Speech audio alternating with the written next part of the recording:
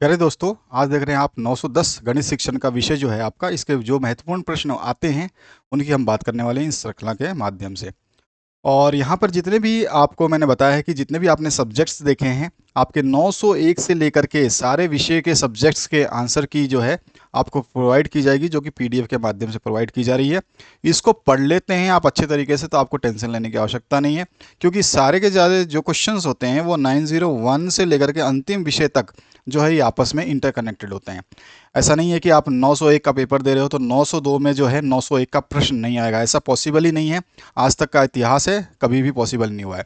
901 का प्रश्न उठा के 902 में दिया जाता है, 902 और 901 का प्रश्न उठा के 903 में दिया जाएगा। इस तरह से 904 में दिया जाता है, 905 में दिया जाता है। तो ये सारे के सारे विषय जो हैं आपके इंटरकनेक्टेड होते हैं। एक बात तो आपने ये समझ ली। दूसरी बात जो हम बात करें तो आपकी जो प्रोफिशिएंसी इन इंग्लिश है और आपका जो प्रोफिशिएंसी इन इंग्लिश है जो है, इस सब्जेक्ट के अलावा जो आपका इंग्लिश पेडागोगी पढ़ते हो आप, ठीक है, इंग्लिश पेडागोगी आप पढ़ते हो, तो ये पेडागोगी का जो सब्जेक्ट है ये दोनों आपस में इंटरकनेक्टेड होते हैं। तो ये सारे के सारे विषय जो है ना आपस में इंटरकनेक्टेड हैं। तो आपको ये समझना है कि प्रोफिशिएंसी अगर इंग्लिश आपने पढ़ लिया है तो ऐसा नहीं है कि प्रोफिशिएंसी ऑफ इंग्लिश के क्वेश्चंस जो है इंग्लिश पेडागोगी में नहीं आएंगे, और ऐसा भी नहीं है कि इंग्लिश पेडागोगी के क्वेश्चंस जो हैं प्रोफिशिएंसी ऑफ इंग्लिश में नहीं आएंगे। तो ये आपको ध्यान रखना है। और ये सारे के सारे विषय जो हैं आपके इंटरकनेक्टेड हैं।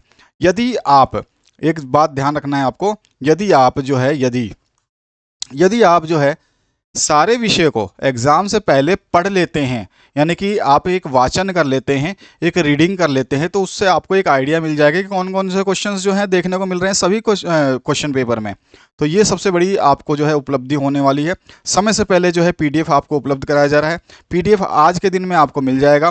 पीडीएफ का वीडियो जो है अभी इस वीडियो के बाद में जारी किया जाएगा, यानी कि आप ये वीडियो देख रहे हैं तो समझ लीजिए कि पीडीएफ का वीडियो जो है इसके बीच में आने वाला है, यानी कि लास्ट में इसके आने वाला है। तो पीडीएफ जो है आपको कैसे डाउनलोड करना है, क्या उसका रहेगा महत्व, और साथ ही साथ जो है पीडीएफ कितने समय से कितने समय के बीच में आप उपलब्ध करवा पाएंगे या ले पाएंगे, और कितने डेट यानी अंतिम तारीख क्या रहेगी पीडीएफ प्राप्त करने की, वो सारी विशेषताएं जो है, सारी घोषणा जो है एक वीडियो के माध्यम से की जा रही है। तो उसको ध्यान से देख लें और समझ लें। सारे क्वेश्चंस के आंसर्स को मैं यहाँ पे पूर्ण रूप से आपको दे रहा हूँ विस्तार से। इन क्वेश्चंस को पढ़िए, टेंशन फ्री रहिए और अच्छे तरीके से अपने एग्जाम की तैयारी करिए। लेकिन मेरा हमेशा अनुरोध रहता है कि आप जो है इन क्वेश्चंस को जो है पहले पढ़ लीजिए। एग्जाम से आने से पहले सारे विषय के क्वेश्चंस जो है आपको पढ़ लेने। 50% क्वेश्चंस जो है आपके थ्योरी के आते हैं मैथ्स में, और 50% क्वेश्चंस लगभग जो है आपके आते हैं न्यूमेरिकल्स, यानी कि आपको सॉल्व करने होंगे और कुछ तो आपको थ्योरी लिखनी होगी। तो 50-50% का मार्जिन लिया जाता है। कभी 40-60 का कर देता है ये कि 60% आपको थ्योरी दे दी और 40% आपको न्यूमेरिकल दे दिया। कभी कभी इसको चेंज करके आपका 40% जो है न्यूमेरिकल दे दिया और 60% जो है थ्योरी दे दी। तो ये सारे के सारे क्राइटेरिया हैं जिसके माध्यम से जो है आप एग्ज़ाम अपना दे पाएंगे। तो सारे हम डिस्कस करेंगे और बताऊंगा मैं आपको कि कोई न्यूमेरिकल आता है तो कैसे सॉल्व करना है। कुछ एग्जांपल्स हम देखेंगे, कुछ हम जो है सॉल्यूशंस देखेंगे कि न्यूमेरिकल्स को कैसे सॉल्व करना है, और बहुत सारी चीज़ें जो है इसके माध्यम से आपको मैं बताने वाला हूँ। तो यहाँ पे जो पहला आपका क्वेश्चन है उसकी बात कर लें। अगर पहले क्वेश्चन की बात करते हैं तो गणित का दैनिक जीवन में उपयोग जो है आपसे पूछता है। बहुत ही सिंपल सा आंसर है इसका, क्योंकि हम दैनिक जीवन में गणित से संबंधित सारे उपयोग करते हैं। चाहे हम घड़ी में समय देखें, या फिर कोई ख़रीदारी करें, या फिर जो हम कोई भी हिसाब किताब लगाएं, या हम कोई भी क्रिकेट मैच या टेनिस मैच खेल रहे हैं उसका स्कोर की गणना करें, तो इन सभी में दैनिक जीवन में क्या होता है, गणित का प्रयोग किया जाता है। तो हम आसानी से बता सकते हैं गणित का दैनिक जीवन में क्या प्रयोग है। ये बहुत ही सिंपल सा आंसर है। उसके बाद आता है नेक्स्ट क्वेश्चन। ये सारे के सारे जो क्वेश्चंस आप देख रहे हैं ये पीडीएफ रूप में प्रोवाइड किया जाएगा, और जितने भी आपने अभी तक वीडियो देखे हैं सारे के सारे जो क्वेश्चंस आपने देखे हैं विद आंसर्स, वो सारे के सारे पीडीएफ के रूप में आपको प्रोवाइड कर दिया जाएगा। तो ये पीडीएफ का वीडियो जो है, नेक्स्ट वीडियो जो है उपलब्ध होने वाला है आज ही के समय में और आज ही के दिन, और उसकी समय सारणी और सारे के सारे विषय संबंधित जो घोषणा है उस वीडियो के माध्यम से आप देख सकते हैं। बच्चे गणित से क्यों डरते हैं, ये बहुत बड़ा क्वेश्चन है और हमेशा आमतौर पर पूछा जाता है। तो यहाँ पे जो है इसका आंसर हमने लिखा हुआ है, क्योंकि जो आपके नॉर्मल सब्जेक्ट में जो क्वेश्चंस होते हैं उसी तरह से ये क्वेश्चंस आते हैं आपके, जो कि थ्योरेटिकल पूछे जाते हैं, न्यूमेरिकल बेसिस पे नहीं पूछे जाते हैं। तो थ्योरेटिकल सब्जेक्ट का आपको जो है नॉलेज होना चाहिए गणित के विषय में। उसके बाद जो है न्यूमेरिकल भी बनते हैं। न्यूमेरिकल कैसे बनेंगे, उनको कैसे सॉल्व करना है मैं बताने वाला हूँ। तो आपको पता होना चाहिए कि बच्चे गणित से क्यों डरते हैं। उसके बाद जो नेक्स्ट क्वेश्चन बनता है, कक्षागत प्रक्रिया में गणित शिक्षक की भूमिका हमेशा जो है सर्वोपरि रही है, हमेशा पूछता है, ये बिल्कुल कथन सत्य है और इसको आप एकदम रट लेना कैसे भी करके। तो एक दार्शनिक के रूप में जो है शिक्षक की भूमिका होती है, एक मित्र के रूप में और एक परामर्शदाता के रूप में, ठीक है ना। तो ये तीनों के तीनों पॉइंटों को आपको याद रखना है। नेक्स्ट जो क्वेश्चन बनता है आपका गणित विषय के माध्यम से, तो गणित शिक्षा में पैटर्न पहचान क्यों आवश्यक है। पैटर्न की बात हम जब भी करेंगे जब हम जो है न्यूमेरिकल्स देखेंगे, तो पैटर्न क्या होता है वहाँ पे हमको समझने को मिलेगा। तो पैटर्न जो है आप यहाँ पे थ्योरी समझ सकते हैं, बाकी पैटर्न मैं आपको बताने वाला हूँ कि पैटर्न होता क्या है, बाकी यहाँ पे थ्योरी को आपको समझना है। पैटर्न जो है बहुत बड़ा जो है एक माध्यम है जिसमें हम जो है पहचानने की क्षमता विकसित करते हैं, ठीक है, संख्यात्मक संकेतों को विकसित करते हैं, साथ ही साथ जो भी प्रतिमान हैं, जितने भी जटिल संख्याओं का जो है हमें अगर कोई उसका हल निकालना है तो उसके लिए जो है पैटर्न बहुत ही ज़्यादा उपयोगी होते हैं। ये सारी चीज़ें हम इसमें लिख सकते हैं, ये सारे के सारे जो है पॉइंट पैटर्न्स के माध्यम से पूछे जाते हैं। क्वेश्चन अगर आपको 3 मार्क्स का पूछेगा तो 3 मार्क्स के क्वेश्चन के हिसाब से, अगर आपसे 3 मार्क्स का पूछता है, 3 मार्क्स का क्वेश्चन है, तो आपको 3 मार्क्स में जो है केवल 3 पॉइंट ही लिखने हैं। 3 पॉइंट आप लिख दीजिए, आपको पूरे मार्क्स मिल जाएंगे। 5 मार्क्स का क्वेश्चन पूछता है तो इसमें आपको 5 पॉइंट लिखने हैं। तो हमेशा मैंने बताया, हर वीडियो के माध्यम से बताता रहता हूँ कि आपको जो पॉइंट कितने लिखने हैं ये ध्यान रखना है। ये सबसे आपकी जो मतलब कमजोरी रहती है कि आपको पता ही नहीं है कि कौन से विषय में या फिर कौन से नंबर में क्या लिखना है आपको। तो ये सारी चीज़ों को पढ़ना है, ढंग से समझना है। आगे बढ़ते हैं अपने अगले क्वेश्चन की तरफ। तो ये सारे के सारे जो क्वेश्चंस के आंसर्स आप देख रहे हैं, इनको पीडीएफ रूप में आप प्राप्त कर सकते हैं। गणित शिक्षण के पैटर्न में पहचान की क्या आवश्यकता होती है, बहुत सारे इसमें पॉइंट हैं, इसमें से आप 4-5 पॉइंट, मैक्सिमम 5 पॉइंट याद करिए। हर चीज़ का 5 पॉइंट आपको पता होना चाहिए, बाकी आपको आवश्यकता नहीं है। जहाँ पे आवश्यकता होगी मैं आपको सारी चीज़ें बताता हुआ रहूँगा। तो यहाँ पर देखिए नेक्स्ट जो क्वेश्चन है, इसमें गणित की पाठ्यपुस्तक की महत्वपूर्ण विशेषताएं क्या हैं। कभी कभी गुण पूछता है, कभी कभी विशेषताएं पूछता है। विशेषताएं हमेशा पूछता है, मैक्सिमम चांसेस होती हैं विशेषताएं पूछने का। भाई गणित की पाठ्यपुस्तक हम क्यों पढ़ते हैं, तो इसकी जो है भौतिक जो है विशेषताएं हैं, ठीक है। तो भौतिक विशेषताओं को हम उजागर कर सकते हैं। इसमें 2 पॉइंट हम लिख सकते हैं। लेखक जो है मतलब योग्य लेखक के द्वारा जो है इसको लिखना चाहिए, हर कोई तो लिख नहीं सकता गणित की पुस्तक। विषय वस्तु कैसी होनी चाहिए, तो बाल केंद्रित होनी चाहिए, और विषय जो है कैसा होना चाहिए, सरल होना चाहिए, रुचि पैदा करने वाला होना चाहिए। भाषा कैसा प्रयोग होना चाहिए, भाषा जो है सबको समझ में आने वाली भाषा होनी चाहिए। शब्दावली का प्रयोग जो है उम्र के हिसाब से इसमें करना चाहिए। अंतर्राष्ट्रीय प्रतीकों को जो है इसमें इस्तेमाल किया जाना चाहिए, जो कि सभी जगह लागू होते हैं। उसके अलावा जो है एक क्वेश्चन बहुत इंपॉर्टेंट बनता है, वैन हाइलीज द्वारा प्रस्तावित या प्रस्तुत ज्यामितीय चिंतन स्तर कौन से हैं और इसकी उपयोगिता भी बताइए। तो यहाँ पे चिंतन स्तर को हम बता देंगे, जिनमें इनके चिंतन स्तर जो हैं ये आपके सारे के सारे टोटल 5 हैं। इसमें 0 से स्टार्ट होता है। पहला स्तर जो है 0 पे होता है, दूसरा स्तर 1 पे, फिर तीसरा आपका 2 पे, और तीसरा जो है यहाँ पे आता है 3 पे, और 5वां जो आता है वो आता है 4 पे। यानी कि 0 से लेकर आप देखेंगे तो 5 स्तर आपको देखने को मिलेंगे। इन 5 स्तर के बारे में कभी कभी जो है पूरा का पूरा आपसे क्या पूछ लेता है, वर्णन कीजिए। वर्णन करने का मतलब है 5 नंबर का क्वेश्चन आपसे पूछने वाला है। 5 नंबर में आपको वर्णन कराएगा। वर्णन हमेशा कराता ही है, वर्णन कराएगा तो 5 नंबर में कराएगा, तो 5 नंबर के हिसाब से आपको ये पॉइंट भी याद होने चाहिए। तो इन सभी पॉइंटों को याद कीजिएगा। ये स्तर नंबर 1, 2 और 3, 4 और 0 से शुरुआत करनी है आपको, और इसमें ज़्यादा लिखना नहीं है, बहुत छोटे छोटे पॉइंटों को मैंने लिखा है। तो स्तर नंबर जो है जितने भी आपका हो ये ध्यान रखना है। स्वयं सिद्धियाँ क्या होती हैं, कभी कभी ये क्वेश्चन पूछ लेता है, इसको भी आपको समझाना है। गणित में जो है स्वयं सिद्धियाँ का उपयोग किया जाता है, इसको आपको समझा देना है। बहुत ही सिंपल सा ये आंसर है, अगर आप पढ़ेंगे तो आपको पता चल जाएगा। इसके बाद में राष्ट्रीय पाठ्यचर्या प्रारूप 2005 के अनुसार गणित शिक्षक का लक्ष्य क्या है, तो ये आपको बताना है। गणित हम सीखते हैं या जो सिखाया जाता है उसके लक्ष्य जो है 2005 के राष्ट्रीय पाठ्यचर्या प्रारूप यानी एनसीएफ में क्या दिया गया है। तो इसके कुछ महत्वपूर्ण बिंदु हैं जिसको हमें याद रखना होता है। तो ये आपको महत्वपूर्ण बिंदुओं को याद रखना है। बहुत ही सिंपल से बिंदुएं हैं, कोई भी इशू नहीं होगा अगर आप इनको याद करते हैं। गणित में चर राशियों का उपयोग क्यों किया जाता है, चर राशियां जो हैं इनका उपयोग क्यों किया जाता है, ये भी कभी कभी क्वेश्चन पूछता है। अचर राशियां पूछता है और चर राशियां पूछता है। तो ये सारे की सारी चीज़ें मैं आपको बताने वाला हूँ। सर्वांग सम आकृतियाँ क्या होती है, सर्वांग सम जो है सर्व प्लस अंग प्लस सम, यानी कि सर्व मतलब सारे अंग जो है समान हो, तो यानी कि सभी अंग बराबर हो, तो उसी को सर्वांग सम आकृतियाँ कहते हैं। इसके बारे में डिटेल्ड जो है सॉल्यूशन हम आगे भी देखने वाले हैं। पैटर्न क्या होता है ये बार बार पूछता है, पैटर्न के बारे में डेफिनेशन हमेशा पूछता रहता है, तो इसको आपको ध्यान रखना है। त्रिविमीय आकृतियाँ क्या हैं, उनके प्रकार क्या हैं? तो त्रिविमीय आकृतियों में जो है लंबाई, चौड़ाई और ऊंचाई, तीन चीज़ों को हम देखते हैं, तभी इसको 3D बोलते हैं। 3D मतलब जो हम पिक्चर देखते हैं उसमें आपको लंबाई, चौड़ाई, ऊंचाई, चौड़ाई सारी दिखाई देती है। तो ये सारी की सारी चीज़ें हैं जिसमें घन है। घन आप जानते हैं अच्छी तरीके से घन कैसा होता है। तो अगर मैं घन बनाना चाहूँ तो कुछ इस तरह का जो है आपका घन बन जाएगा। ठीक है, तो इस तरह से आप देखते हो, आप इसका घन बन जाता है। तो इनके सारे एजेस को जोड़ देते हैं तो ये घन बन जाता है। तो अगर मैं इनको जोड़ना चाहूँ तो इस तरह से आपका जो है ये एजेस जो जुड़ते हैं ये क्या होते हैं, घन हो जाता है।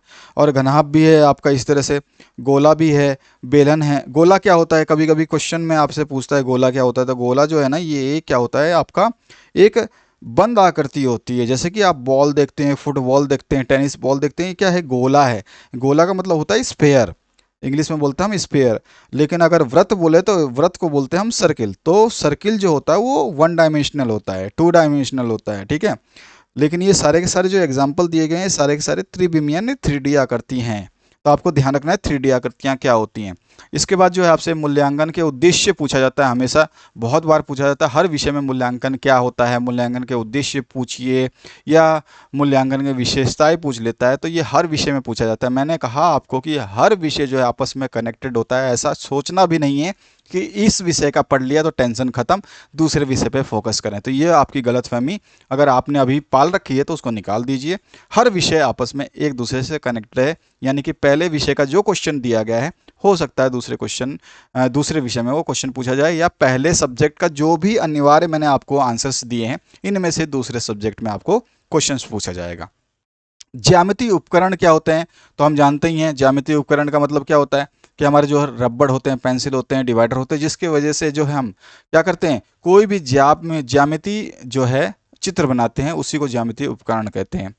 चतुर्भुज के प्रकार आपसे कभी कभी पूछता है। तो आयत जो है ये चतुर्भुज है। आयत जानते ही आप कैसा बनता है, वर्ग कैसा बनता है। आयत को हम जैसे इस तरह से बनाते हैं आयत। वर्ग में सारी भुजाएं जो है समान हो जाती हैं। और ठीक है, समांतर चतुर्भुज जो है आपका कैसा बन जाता है, तो समांतर चतुर्भुज जो है इस तरह से टेढ़ा सा आपको देखने को मिलेगा। तो इस तरह से होता है। समलंब चतुर्भुज जो है ये कैसा बनता है, ये भी होता है। सम चतुर्भुज होते हैं। सारे के सारे बहुत सारे डायग्राम है, लेकिन आपको ध्यान रखना है कि चतुर्भुजों के प्रकार निम्नलिखित हैं। गणित की आवश्यकता और महत्व बहुत इंपॉर्टेंट क्वेश्चन है ये, जो पूछा जाता है हर बार। उसके बाद जो है गणित शिक्षण के प्राय उद्देश्यों का उल्लेख करना है। इसमें बहुत सारे उद्देश्य शामिल हैं जिनको हमको लिख देना है। ज़्यादा नहीं पूछता इसमें, हमको तो एक दो भविष्यवाणी करनी है, यानी कि हमको एक दो पैराग्राफ लिखना है जो कि आपके सामने है। और इसके बाद जो है इसके उद्देश्यों की चर्चा हमें करनी नहीं होती है। अगर क्वेश्चन आपका लंबा आता है तो उद्देश्यों की चर्चा कर सकते हैं, बस सिंपली ये है क्वेश्चन जो है छोटा पूछा जाता है। इसके बाद जो है आपका क्वेश्चन बनता है गणित की व्यापक या व्यापकता सार्वभौम है, स्पष्ट कीजिए। यानी कि गणित जो है ये सभी जगह यूज़ किया जाता है, तो इसकी जो प्रकृति है वो कैसी है इसके बारे में हमें बताना होता है। यंग के अनुसार जो है हम बता सकते हैं इसको। और गणित क्या है, परिभाषा इसकी लिखनी होती है, कभी कभी पूछता है आपसे।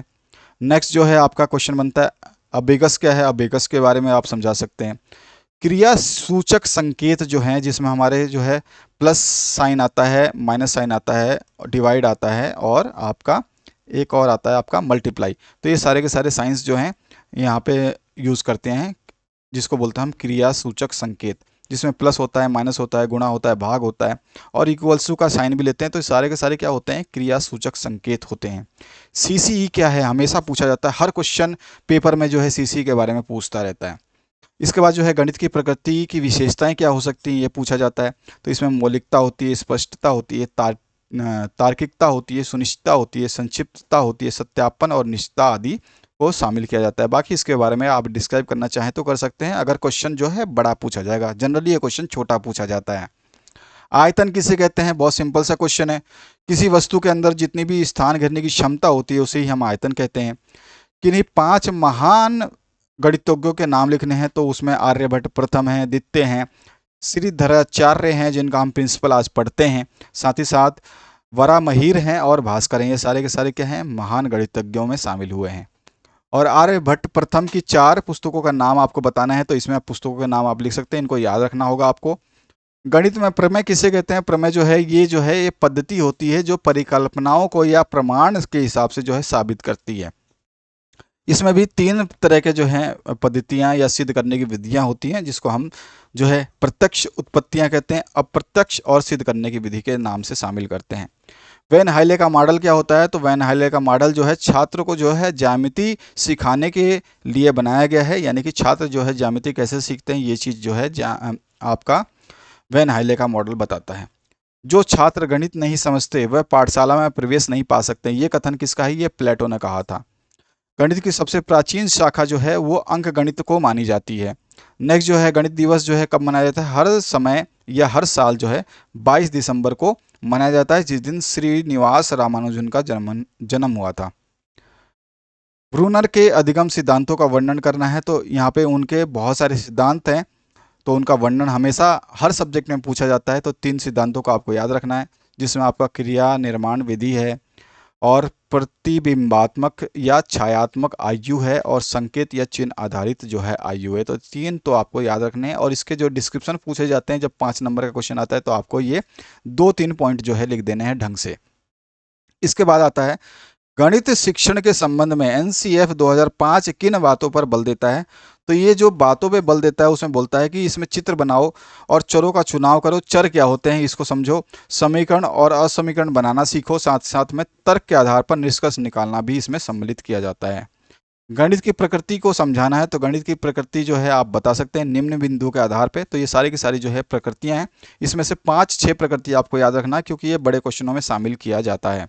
इसके बाद जो नेक्स्ट क्वेश्चन बनता है, गणितीय भाषा के गुण क्या होते हैं? तो हमेशा पूछता है ये, और इसमें 5 गुण जो है अनिवार्य हैं जिसको आपको लिखना चाहिए। मूल्यांकन का लाभ या महत्व कभी कभी पूछ लेता है, तो यह भी आपको याद होना चाहिए। नेक्स्ट जो क्वेश्चन है इसमें पूछता है मूल्यांकन के प्रकार जो है कौन कौन से होते हैं? तो इसमें 3 प्रकारों को जनरली शामिल करते हैं हम। इसके बाद जो है नेक्स्ट इसका औपचारिक मूल्यांकन क्या होता है कभी कभी पूछ लेता है, या फिर पूछता है कि विशेषताएं बताइए भाई, औपचारिक मूल्यांकन की जो विशेषताएं हैं वो क्या होती हैं, या फिर अनौपचारिक मूल्यांकन क्या होता है, या अनौपचारिक मूल्यांकन की विशेषताएं क्या है, निदात्मक जो मूल्यांकन होता है ये क्या होता है, इसके बारे में पूछता है आपसे। तो ये सारी चीज़ें आपको ध्यान रखनी है। इसके बाद जो है गणित शिक्षण की समस्याएं कौन कौन सी होती हैं? तो हर जो है स्तर पर जो है गणित शिक्षण की समस्याएं जागृत होती हैं, जिनको हमें डिस्क्राइब करना होता है, जिसमें आपका प्रथम जो है हमारा प्राथमिक स्तर होता है। उसके अलावा जो है गणित शिक्षण की विधियां कैसी हैं, और अगर वो खराब होंगी, अगर मतलब समझाया नहीं जाएगा तो फिर क्या होगा, गणित शिक्षण में परेशानी आएगी। शिक्षक का व्यवहार भी इस पर डिपेंड करता है। साथ ही साथ छात्रों का शारीरिक जो स्वास्थ्य कैसा है, मानसिक स्वास्थ्य कैसा है, ये भी डिपेंड करता है। गणित शिक्षण का समय कैसा है ये भी डिपेंड करता है। अध्यापक का विषय के प्रति जो है कैसा ज्ञान है ये भी डिपेंड करता है। और व्यक्तिगत भेदों के ज्ञान की समस्या भी उत्पन्न हो जाती है इसमें। तो ये सारी की सारी समस्याएं हैं, इसमें बहुत सारी समस्याएं हैं जो आप समझ सकते हैं, जो आप लिख सकते हैं, उन्हीं समस्याओं को आपको याद करना है। तो ये सारे के सारे जो है पीडीएफ के रूप में आप प्राप्त कर सकते हैं। पीडीएफ का वीडियो जो है नेक्स्ट वीडियो आने वाला है। यहाँ पे गणित की पाठ्यपुस्तक का महत्व अथवा गणित की पाठ्यपुस्तक की आवश्यकता और उपयोगिता का वर्णन कीजिए। हमेशा ये क्वेश्चन पूछा जाता है और हर बार पूछा जाता है। तो आपको जो है इसकी पाठ्यपुस्तक के क्या महत्व होते हैं ये आपको बताना है। ये पॉइंट जो हैं आपको इसको लिख देना है। तो ये सारे पॉइंट जो है इसमें बता दिया गया है कि आपको जो है पाठ्यपुस्तक का क्या महत्व होता है। तो ये सारे पॉइंटों को आप शामिल कर सकते हैं इसमें। इसमें आपका नेक्स्ट जो है क्वेश्चनिंग जो है आपका मेथड क्या है, यानी कि प्रश्नोत्तर विधि क्या होती है, तो ये भी आपको बोलते हैं। इसको सुकराती विधि भी बोलते हैं, तो ये आपको ध्यान रखना है। अनुकरणीय शिक्षण क्या होता है ये भी आपको कभी कभी पूछा जाता है। एग्जामिनर के ऊपर है, डिपेंड करता है कि वो कैसा पूछना चाहता है क्वेश्चन आपसे। शिक्षक डायरी जो है क्या होती है ये भी आपको पता होना चाहिए। सक्रिय प्रविधि क्या होती है, अधिगम प्रविधि, ये भी आपसे पूछता रहता है क्वेश्चन। नेक्स्ट जो क्वेश्चन है इसमें सांख्यिकी का परिचय दीजिए। गणित में इसका अनुप्रयोग यानी कि प्रयोग क्या होता है, या सांख्यिकी की सीमाएं क्या होती हैं, या सांख्यिकी गणित किसे कहते हैं। ये तीनों अगर क्वेश्चन पूछे सांख्यिकी से संबंधित तो आपको जो है आंसरों में इन सभी शब्दों का प्रयोग करना है। अगर आप इनको प्रयोग करते हैं तो आपको 5 नंबर जो है यहाँ से प्राप्त होंगे। 5 नंबर का ये क्वेश्चन पूछा जाता है, जनरली है। तो अगर आपसे 4 नंबर में या 3 नंबर में पूछता है तो भी आप इसमें क्वेश्चंस को छोटा बड़ा कर सकते हैं। सीमाएं कभी कभी पूछ लेता है, आपको ये भी ध्यान रखना है। नेक्स्ट जो है कभी कभी पूछता है आपसे जो आपकी कांग्रेसी है यानी कि सर्वांग समता है, और जो दूसरा है समरूपता है, इसके बीच में अंतर क्या होता है। तो अंतर जो है आप इस तरह से बता सकते हैं। इसमें से 4 से 5 अंतर आपको याद रखना है। उदाहरण तो आपको हमेशा याद रखने हैं। नेक्स्ट जो क्वेश्चन है इसमें पूछा गया है सममित आकृतियों का उदाहरण सहित परिभाषित करना है। सममित आकृतियां वो आकृतियां होती हैं जिनको जैसे ही हम काटे तो उसका एक पक्ष और दूसरा पक्ष जो है आपस में देखने में क्या लगे, समान लगे। तो देखिए यहाँ पर समझ में आएगा आपको।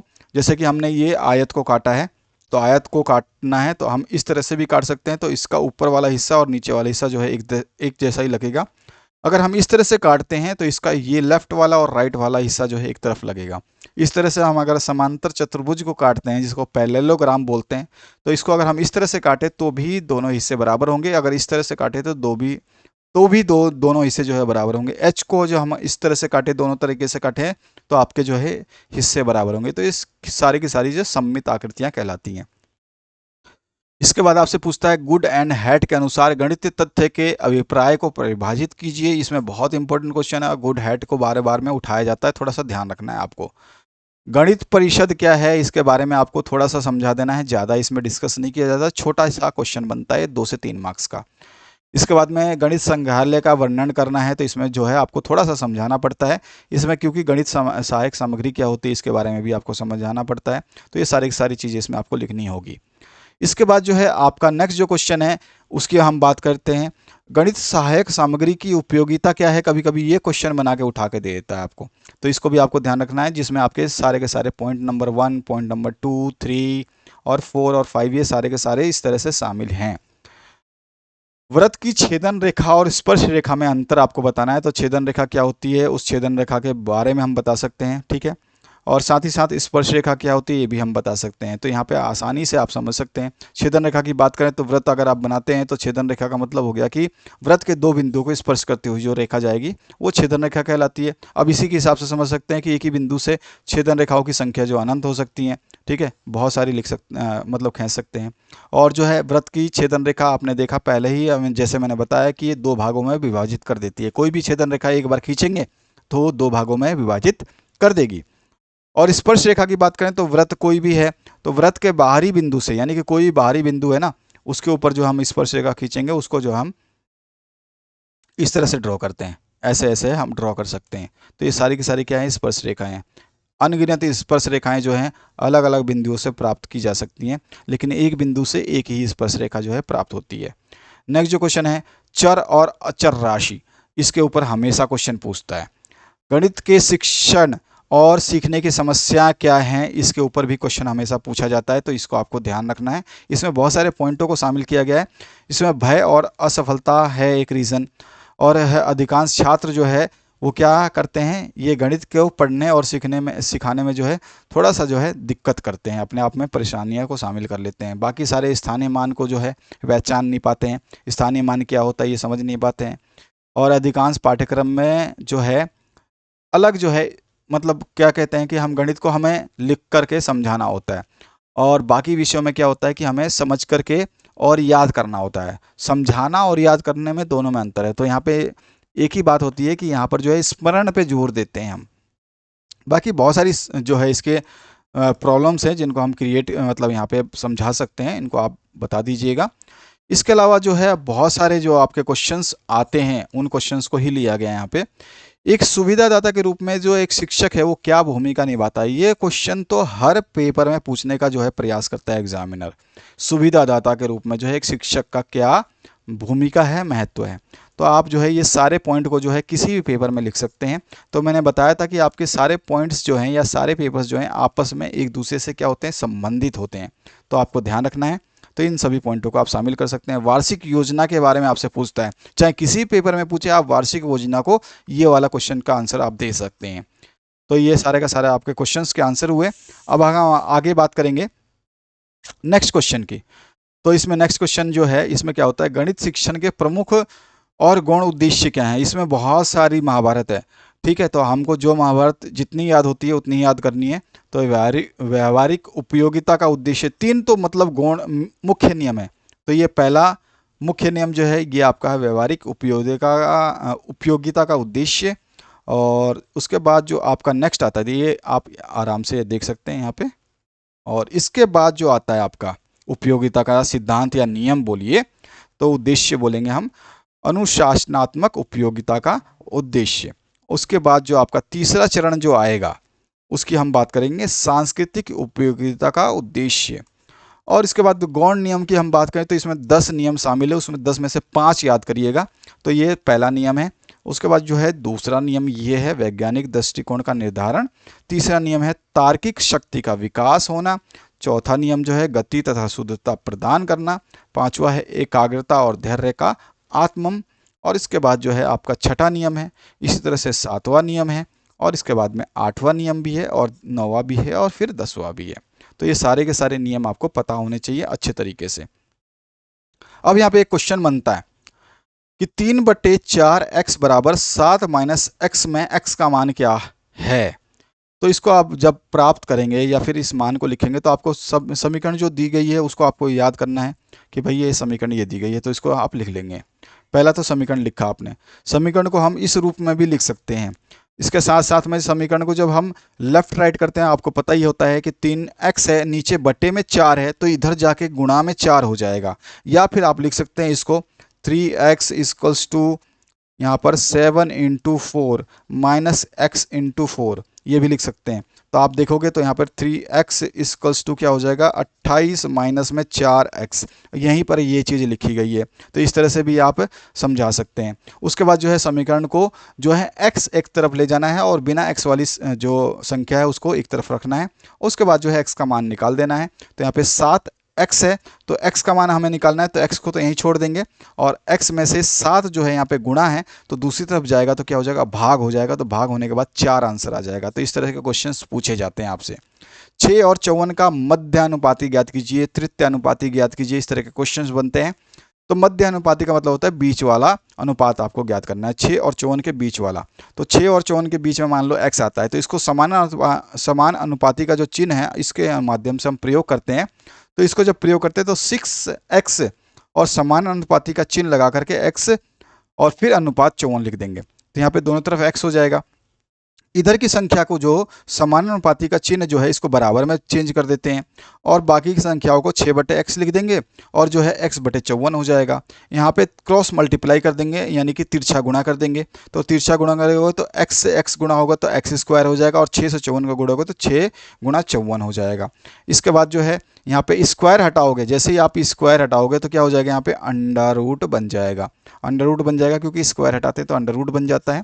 और इसके बाद जो है इनका गुणा कर लेंगे, और 324 का जब स्क्वायर निकालेंगे तो हमारे पास आ जाएगा 18 मान, जो कि x का मान हमें निकालना था, यानी कि इसका जो है मध्य अनुपात कितना आएगा, तो वो आएगा 18।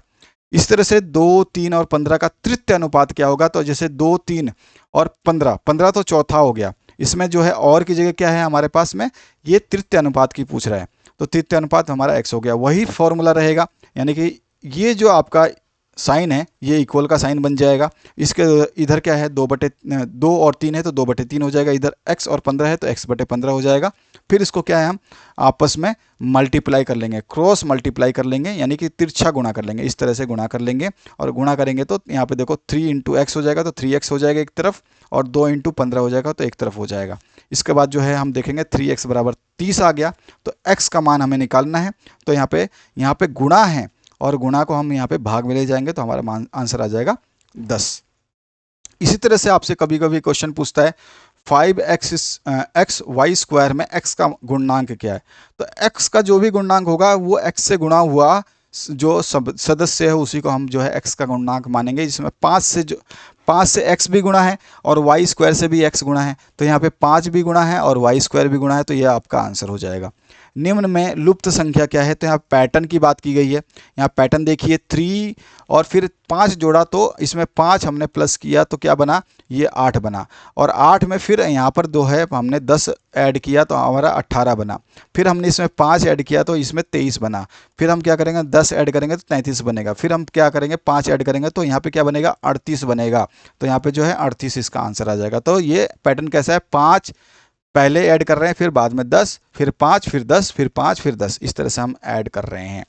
इसके बाद जो है इसमें पूछा गया निम्न में से कौन एक चरीय रेखीय समीकरण है। एक चर का मतलब होता है कि कोई भी x, y, z में से कोई एक ही हो। तो यहाँ पे देखने को मिलेगा यहाँ पर x एक ही है, बाकी यहाँ पे देखिए x भी है y भी है, यहाँ पे भी x है y है, यहाँ पे भी x है y है।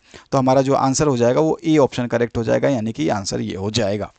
नेक्स्ट जो है ग्रीक चिन्ह जो पाई है वो कैसा है, तो पाई का मान जो है निश्चित माना जाता है, यानी कि 22/7 फिक्स वैल्यू है, यानी कि एक चर राशि है। और अर्धवृत्त में बने कोण का माप जो है कितना होता है, तो अर्धवृत्त में बने कोण का माप जो है आधा हो जाता है, यानी कि पूरे वृत्त का जो कोण होता है वो 360 डिग्री होता है, तो अर्धवृत्त में जो है ये 180 डिग्री हो जाएगा। त्रिभुज में खाली स्थान मध्यिकाएं होती हैं, तो त्रिभुज में जो है कितनी मध्यिकाएं होती हैं, 3 मध्यिकाएं होती हैं। त्रिभुज जो है आप इस तरह से खींचेंगे, ठीक है, तो इसमें मध्यिका एक तो इस तरह से निकलती है और ये आपका तो यहाँ से निकल गई, एक इधर से निकलेगी और जो है आपकी एक और निकलेगी। देखो एक तो ये हो गई, एक ये हो गई और एक और निकलती है। तो 3 तरह की मध्यिकाएं जो है होती हैं इसमें। एक तो यहाँ से इस कोने से निकल, मतलब कोने से जरूरी नहीं है लेकिन निकल जाए, और एक आपका और निकलता है। तो इस तरह से 3 मध्यिकाएं जो है हम मानते हैं। तो 3 ही मध्यिकाएं होती हैं, इसको ध्यान रखना है आपको। नेक्स्ट जो है, यदि x बराबर 0 और y बराबर -1 है तो 2x² plus Y square plus 1 का मान होगा। तो सबसे पहले आपको इसका आंसर निकालना पड़ेगा। तो हमको जो है ये समीकरण यूज़ करनी होगी कि ये समीकरण हमारे को दी गई है ये वाली। इसमें जो है हमारे को x का मान रख देना है, x का मान मैंने रख दिया, y का मान हमारे पास -1 है तो -1 रख दिया, और जब हम इसको सॉल्व करेंगे तो हमारे पास आंसर 2 आता है। तो इसका मतलब ए ऑप्शन जो है करेक्ट हो जाएगा। नेक्स्ट जो है 75 का 15% कितना होता है, तो जब भी प्रतिशत की बात होती है प्रतिशत के बटे में 100 लगा देते हैं। तो प्रतिशत जो है 15 है, उसके बटे में 100, और कितने का प्रतिशत निकालना है, 75 का, तो गुणा में कर देंगे 75, निकालेंगे आंसर तो 11.25 आ जाएगा। इसके बाद जो नेक्स्ट क्वेश्चन है इसमें पूछा गया a + b a - b का जो सूत्र होता है वो होता है a² - b²। नेक्स्ट जो क्वेश्चन है इसमें पूछा गया खाली स्थान एक नियम या कथन होता है जो बिना किसी प्रमाण के स्वीकार होता है या स्वीकार किया जाता है, तो उसको बोलते हैं अभिधारणा, या जिसको इंग्लिश में बोलते हैं पोस्टुलेट्स। उसके बाद जो है साधारण ब्याज का सूत्र जो है क्या होता है, P × R × T अपॉन में 100 होता है। ये साधारण ब्याज का सूत्र है। इसके ऊपर भी बड़े क्वेश्चंस बनते हैं, ध्यान रखना है आपको। प्रथम 10 सम संख्या प्राकृतिक संख्याओं का माध्य निकालिए। तो इसमें प्राकृतिक संख्या जो प्रथम होती हैं जो कि सम हो, सम मतलब जो 2 से भाग जाए, तो 2 से 2 भाग जाएगा, 4 जाएगा, 6 जाएगा, 8 जाएगा, 10, 12, 14, 16, 18 और 20, ये सारे के सारे संख्याएं टोटल हो गई 10। अब ये 10 संख्याओं हो गई, तो 10 संख्याओं का माध्य निकालने के लिए इन संख्याओं को जोड़ देंगे और जितनी संख्याएं हैं उतने से ही हम भाग दे देंगे, 10 से ही भाग देंगे क्योंकि ये संख्याएं 10 ही हैं। 10 से आप जोड़ोगे तो इसका 110 आएगा और 10 से भाग देना है तो 0 से 0 कट जाएगा, तो आंसर आ गया 11। आयत की लंबाई इसकी चौड़ाई से 3 गुनी है। यदि आयत का परिमाप 96 मीटर हो तो आयत का क्षेत्रफल ज्ञात करें। तो यहाँ पे आयत आप देख रहे हैं, इसमें लंबाई को मैंने L माना है, चौड़ाई को मैंने B माना है। ये चीज़ आपको ध्यान रखनी है। लंबाई जो है इसने बोला है लंबाई जो है 3 गुना है किसकी, चौड़ाई की। ये यहाँ पे क्वेश्चन में दिया गया है कि लंबाई जो है इसकी चौड़ाई से 3 गुना है, चौड़ाई से 3 गुना। तो चौड़ाई का 3 गुना कर दिया, यानी लंबाई को मैंने L माना तो L मान लिया, और 3 × B, B क्या है, चौड़ाई माना है, तो 3 × B कर दिया। आयत का परिमाप जो है 96 मीटर हमारे को दिया गया है क्वेश्चन के अंदर। तो हम जो है आयत का परिमाप हमें जानते हैं, हम सूत्र क्या होता है आयत के परिमाप का, वो होता है 2 × L × B, लंबाई प्लस में चौड़ाई गुणा में 2। तो यहाँ पर जो है सूत्र को हमने इस्तेमाल किया, हमको ये 96 दे रखा है। यहाँ पर जो है लंबाई जो हमने मानी थी वो 3 × B यानी 3B है तो 3B लिखा, और जो है चौड़ाई हमने B माना था तो हमने केवल B लिखा, चौड़ाई की जगह क्या लिखा, हमने B लिखा। सबको जोड़ा तो चौड़ाई जो हो गई 4B हो गई, 2 तो आपके साथ में गुणा है तो यहाँ पे 8B हो गया, 96 तो एक तरफ है ही, तो यहाँ पे B का मान निकालने के लिए यहाँ पे गुणा है तो यहाँ पे हो जाएगा भाग, भाग करके हम देखेंगे तो 12 आ जाएगा इसका क्या, चौड़ाई। और इसीलिए अगर लंबाई की बात करें तो L बराबर हमारे को क्या है, समीकरण में हमको दिया गया है कि लंबाई जो है 3 गुणा चौड़ाई है, चौड़ाई मतलब 3 गुणा जो है B है। अब B का मान हमने जब 12 निकाला तो 12 जो है इसका मान रख देंगे, और उसके बाद लंबाई L जो है वो कितनी आ गई, तो हमारे पास जो है L का मान आ गया 36, ये आ गया। यही हमसे ज़्यादातर पूछा जाता है, लेकिन अगर आपसे क्षेत्रफल या आयतन पूछ ले तो आपको पता होना चाहिए। तो आयत का क्षेत्रफल जो है ये कितना होता है, लंबाई गुणा चौड़ाई। तो लंबाई गुणा चौड़ाई यानी कि L गुणा में B, L मान निकाल लिया, B मान निकाल लिया, B का मान आया 12 और L का मान आया 36। इसको जो हमने गुणा किया तो ये आ गया 432 वर्ग मीटर। इसके बाद में बट्टा हमेशा दिया जाता है, तो डिस्काउंट इज गिवन ऑन, तो डिस्काउंट हमेशा जो है अंकित मूल्य यानी मार्केट प्राइस पे दिया जाता है। एक प्रथम संख्या का हर जो है उसके अंश से 8 अधिक है, यदि अंश में 17 जोड़ दिया जाए और हर में से 1 घटा दिया जाए तो हमें 3/2 प्राप्त होता है। वह प्रमेय संख्या आपको ज्ञात करनी होती है। तो मान लेते हैं हम कि कोई जो पहली संख्या है वो x है, ठीक है, इसमें जब हम 8 जोड़ते हैं तो क्या हो जाता है, वो संख्या जो प्रथम संख्या हर से 8 अधिक है, तो अगर वो हमने अंश 8 x माना है तो जो हर कितना हो जाएगा, तो हर जो है x प्लस 8 हो जाएगा, क्योंकि इसने बोला कि 8 अधिक है। परिमेय संख्या बन जाएगी। परिमेय संख्या का मान क्या होता है, परिमेय संख्या बोलते हैं हम p बटे q। ठीक है, ये रूप होता है परिमेय संख्या का। और इसमें जो है आपका q नहीं होना चाहिए, क्या नहीं होना चाहिए, 0 नहीं होना चाहिए, ये हमें ध्यान रखना है। तो p बटे q में q 0 नहीं होगा, तभी वो परिमेय संख्या कहलाएगी। तो यहाँ पे परिमेय संख्या को हमने लिख दिया, पहली संख्या अंश माना था x लिख दिया, और हर बोला इसने कि 8 अधिक है, किससे, अंश से 8 अधिक है, तो अंश जो है x है, तो इसमें x में हमने 8 जोड़ दिया, तो आपका हर बन गया। तो ये हमारा बन गया। अब इसमें एक और बात बोली है कि यदि अंश में 17 जोड़ दिया जाए और हर में से 1 घटा दिया जाए, तो अंश में जो हमने 17 जोड़ा, इसमें x में 17 जोड़ा, और जो हर था x प्लस 8 इसमें से 1 घटा दिया जाए, तो हमारे को जो प्राप्त होती है वो संख्या कितनी है, 3/2 है। तो हमने इसको बराबर कर दिया 3/2 के, क्योंकि हमारे को ये प्राप्त होती है। अब यहाँ से 17 प्लस x जो है हमारा सेम रहेगा, लेकिन नीचे जो है x प्लस में 8 माइनस 1 है, 8 में से 1 गया तो 7 बचेगा, तो ऊपर हो गया x प्लस 17, नीचे हो गया x प्लस 7, बराबर कितना हो गया, 3/2। अब हम इसको क्या कर देंगे, तिरछा गुणा कर देंगे, इधर और इधर आपस में गुणा कर देंगे। तो इसको गुणा करेंगे तो हमारे पास जो आंसर आएगा वो क्या आ जाएगा, अगर हम गुणा करके इसको निकाल देते हैं तो हमारे पास जो है इस तरह का समीकरण बन जाएगा। ये समीकरण हमने क्या कर दिया, त्रियक गुणा या वज्र गुणन कर दिया, और इसके बाद में हमारा समीकरण जो बना -x बराबर -13, माइनस से माइनस जो है खराब हो जाएगा, यानी खत्म हो जाएगा, तो x बराबर 13 का मान आ गया। अब हम x का मान जो है 13 रख देंगे, जहाँ जहाँ समीकरण हमने जो मानी थी, ये वाली समीकरण, इसमें जो है x का मान 13 रख देंगे, 13 का मान रखते ही हमारे पास जो है आंसर आ जाएगा। यहाँ पर नेक्स्ट क्वेश्चन बनता है, इस तरह के क्वेश्चन आपके पूछे जाते हैं थ्योरी के अलावा। एक 2 अंकीय संख्या के दोनों अंकों का योग जो है कितना है, 12 है। यदि अंकों को उलटने से प्राप्त नवीन संख्या मूल संख्या से 18 अधिक हो जाती है, तो मूल संख्या आपको ज्ञात करनी है। मान लेते हैं हम इकाई का अंक जो है y है और दहाई का अंक जो है x है, यानी कि हम जो है अगर हम उस संख्या की बात करें तो संख्या क्या हो जाएगा, संख्या हो जाएगा xy, क्योंकि आपका जो है दहाई का अंक जो है ये है आपका, और इकाई का अंक ये है। तो यहाँ पर y जो है ये क्या है, ये इकाई है, और ये जो है x जो है ये क्या है, दहाई है। ठीक है, तो इस तरह से आपको समझ में आ गया होगा। तो यहाँ पर जो है अगर हम संख्या की बात करें तो दहाई में 10 आपका हमेशा आता है, तो हमारा जो है अतः संख्या क्या हो जाएगी, 10x प्लस वाई हो जाएगी। ये पहला समीकरण मान लिया। प्रश्न के अनुसार जो है हमारे को दिया गया है कि पहली संख्या प्लस दूसरी संख्या का मान जो है 12 होगा। क्वेश्चन आप ध्यान से देखिए, 2 अंकीय संख्याओं का जो योग है वो 12 दिया गया है, तो दोनों संख्याओं का योग जो है 12 हो गया है, तो इस समीकरण नंबर 2 बन गई। इसके बाद जो है हम सीधा सीधा बता देंगे, यहाँ पे क्या क्वेश्चन बोला गया है कि अगर यदि अंकों को पलटने से नवीन संख्या मूल संख्या से 18 अधिक हो जाती है, तो इसका समीकरण कैसे बनेगा कि हम अंक जो है हमारा, तो अंक को पलट रहे हैं, देखिए 10x है यहाँ पर और y प्लस में है, अंक पलटेंगे तो क्या हो जाएगा, 10y प्लस x हो जाएगा, यानी कि x की जगह y की जगह x जा रहा है। और जो है नवीन संख्या कैसी होती है, जो हमारी पहली वाली संख्या थी वो संख्या प्लस में 18 हो जाती है। तो अब हमारा समीकरण बन गया है, अब हम इसको सॉल्व करेंगे। तो यहाँ पे 10y माइनस वाई है, तो ये कितना आ जाएगा, 10y माइनस वाई 9y हो जाएगा, और x माइनस 10x है तो माइनस का 9x आ जाएगा, बराबर में 18 आ जाएगा। इन दोनों में 9 कॉमन है, 9 को बाहर निकाल लिया तो y और माइनस x बचा बीच में, और यहाँ पे 18 का 18 रह गया।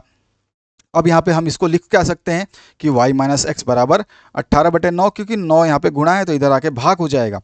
तो यहाँ पर देखिए x और y जो है उल्टे लिखे हुए हैं, तो इसको सीधा करेंगे तो माइनस का x है, तो हम क्या करेंगे, माइनस का x जो है हम इसको चेंज कर देंगे। तो यहाँ पे हमने पहले इसको भाग दे दिया, तो ये आ गया 2।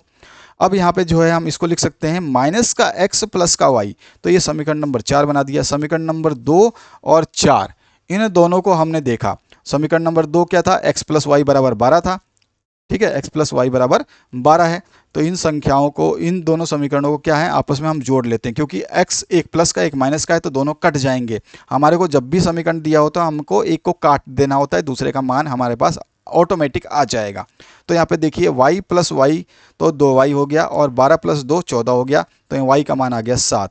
इस तरह y का मान जो है समीकरण 2 या 3 किसी में भी रख दें, y का कहीं भी मान रखिए तो आपका जो आंसर आएगा वो x का मान निकाल के देगा 5। यानी कि संख्या जो है वो क्या हो जाएगी, जो कि हमने संख्या बताया था कि 10x + y है, तो हमने x का मान रखा 5 और y का मान रखा 7, बाकी 10 तो है दाई संख्या, तो यहाँ पे 50 हो गया, प्लस में 7 हो गया, तो 57 इसका आंसर हो जाएगा।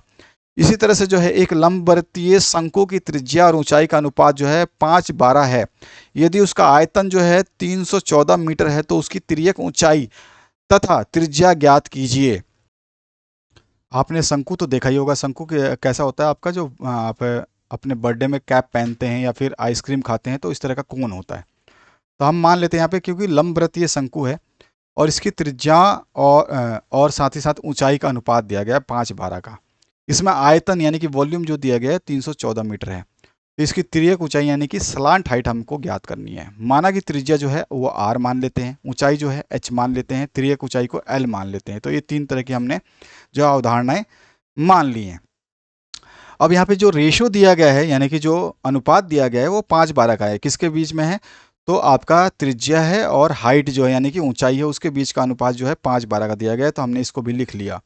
अब यहाँ पे जो है हम अगर हम मानते हैं कांस्टेंट के रूप में तो हम इसको प्राप्त कर सकते हैं। r बराबर 5k हो जाएगा और h बराबर जो है 12k हो जाएगा। ये k जो है कांस्टेंट है, इस k का मान हम आगे निकाल लेंगे। आयतन का जो सूत्र होता है 1/3 पाई r²h होता है, ये सूत्र हमें ध्यान रखना है। आयतन हमारे को दे रखा है इस क्वेश्चन के अंदर 314 मीटर, तो 314 हमने आयतन की जगह पे रखा। यहाँ पे फॉर्मूला जो है उसको एज इट इज रखा है 1/3। पाई का मान 3.14 होता है तो हमने 3.14 रख लिया। r² था ही और h था ही।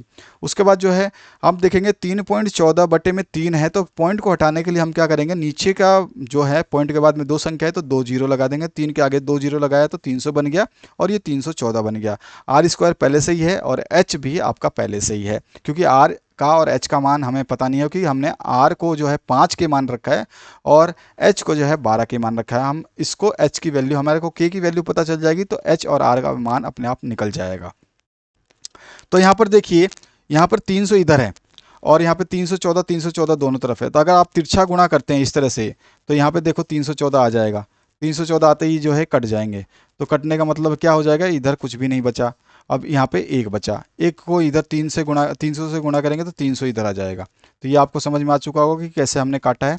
बाकी आप जो है मैथमेटिक्स अगर करना जानते हैं तो मैथमेटिक्स के हिसाब से इसको कर सकते हैं। तो ये आपको ध्यान रखना है। चलिए, तो अब हम जब बात करते हैं इसमें, तो यहाँ पे देखिए,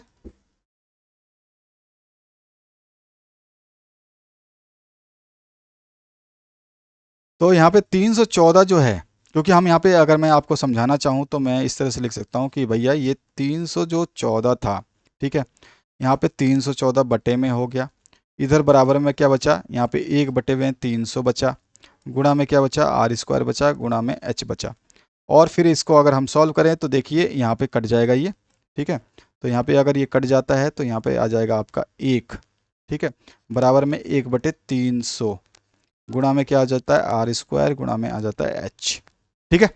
अब यहाँ पे 300 को इधर गुणा करोगे तो क्या आ जाएगा 300 और r² और h² इधर ही रह जाएगा। अब 300 बराबर में, अब r² का मान यानी कि r का मान जो हमने देखा था 5 के, तो 5 के रख दिया, h का मान 12 के तो 12 के रख दिया। इन सभी का जो 5 का स्क्वायर करोगे 25 आ जाएगा, k का स्क्वायर करोगे k² आ जाएगा। यहाँ पे 12 के तो है ही ऑलरेडी, इन सभी को गुणा करोगे तो 300 k³ हो जाएगा। और यहाँ पे गुणा में है तो इधर हम k का मान निकालने के लिए इसको उधर भाग में ले जाएंगे।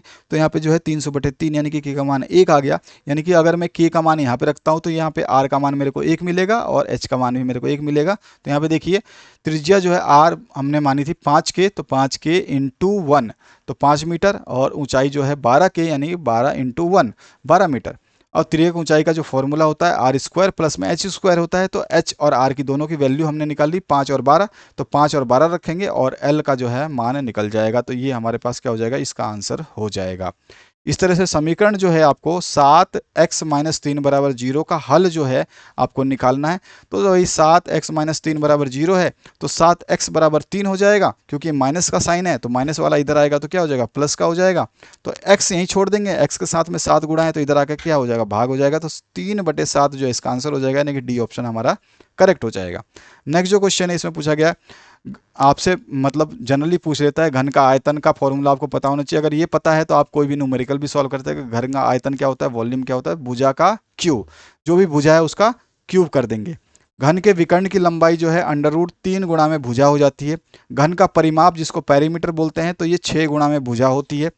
और घन का संपूर्ण पृष्ठीय क्षेत्रफल आपसे पूछता है घन का ही, तो वो होती है 6 गुणा में भुजा का स्क्वायर। ये चीज़ आपको ध्यान रखनी है।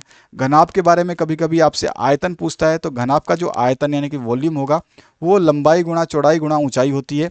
और क्षेत्रफल पूछता है तो 2 गुणा में लंबाई गुणा चौड़ाई, लंबाई गुणा चौड़ाई, चौड़ाई गुणा ऊंचाई और लंबाई गुणा ऊंचाई होती है। ये चीज़ आपको ध्यान रखना है, लंबाई चौड़ाई ऊंचाई, जिसको हमने इसको L बोला है, इसको B बोला है, इसको H बोला है, तो LBH का आपको मतलब समझ में आ चुका होगा।